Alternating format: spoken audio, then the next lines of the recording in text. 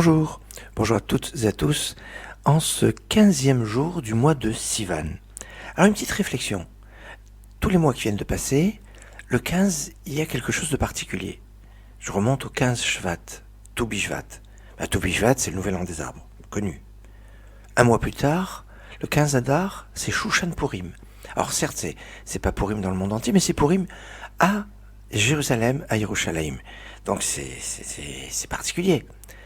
Un mois plus tard, le 15 Nissan, c'est Pessah, la soirée du Seder, Pessah, la fête de la libération. Un mois plus tard, c'est Pessah Sheni. Alors vous allez me dire, oui, Pessah Sheni, c'est le 14. Oui, le 14 Iyar, c'est le jour où on amène le Korban Pessah, l'agneau pascal pour ceux qui n'avaient pas pu amener, comme le voit dans la parasha de cette semaine d'ailleurs.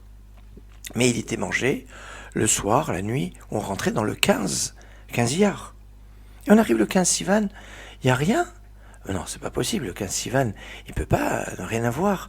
Après 4 fois où le 15 du mois est un jour fastueux. Et bien sûr qu'il s'est passé quelque chose le 15 Sivan. Deux choses fondamentales, pas une seule, mais deux. La premier événement fondamental, c'est l'alliance entre les morceaux Brit Ben Abetarim, où Dieu annonce à Abraham qu'il va lui donner la terre d'Israël, mais que ça va être corollaire à un exil dans une terre étrangère pendant 400 ans. Et oui, Brit Ben Abetarim. Et que le tribut a payé pour la terre d'Israël et l'exil d'Égypte. Et c'est pour ça qu'il va avoir qu'une partie de sa descendance, qui va accepter l'exil, qui va être en exil en Égypte et qui pourra mériter de la terre d'Israël comme cela a été promis à Abraham.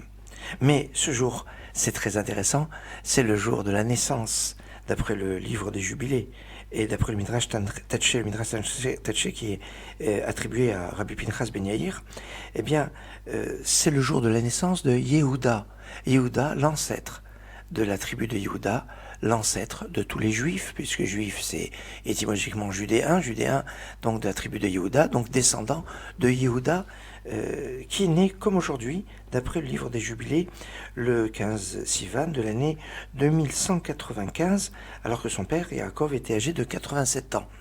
Il est décédé 129 ans plus tard, discussion, est-ce que c'était en 2214 ou en 2224 du calendrier hébraïque, bien évidemment, c'est une petite discussion. En tout cas, c'est une date très particulière, ce 15 Sivan, qui voit l'alliance, la première alliance que Dieu établit avec Abraham, cette alliance fondamentale, où Abraham était âgé à ce moment-là de 70 ans, où il annonce de l'exil et du don de la terre d'Israël, Brit Ben Abetarim, l'alliance entre les morceaux, et le jour de la naissance et de l'Eloula de l'ancêtre de tous les Juifs, l'ancêtre de toute la tribu de Yehuda, en n'oubliant surtout jamais que Yehuda, son nom évoque la reconnaissance.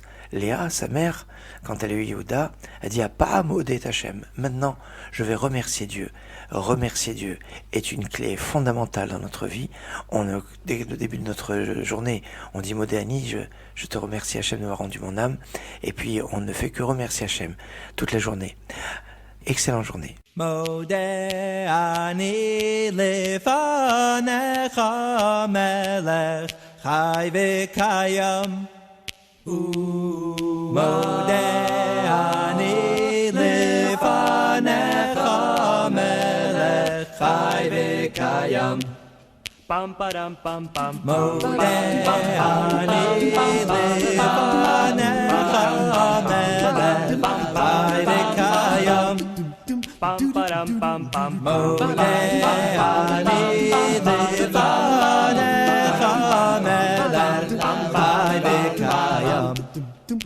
Shechazarta v'nishmati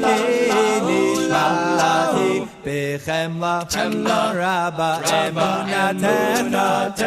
Shechazarta v'nishmati b'chemla rabba emunatecha. Shechazarta v'nishmati b'chemla rabba emunatecha. Shechazarta v'nishmati b'chemla rabba emunatecha.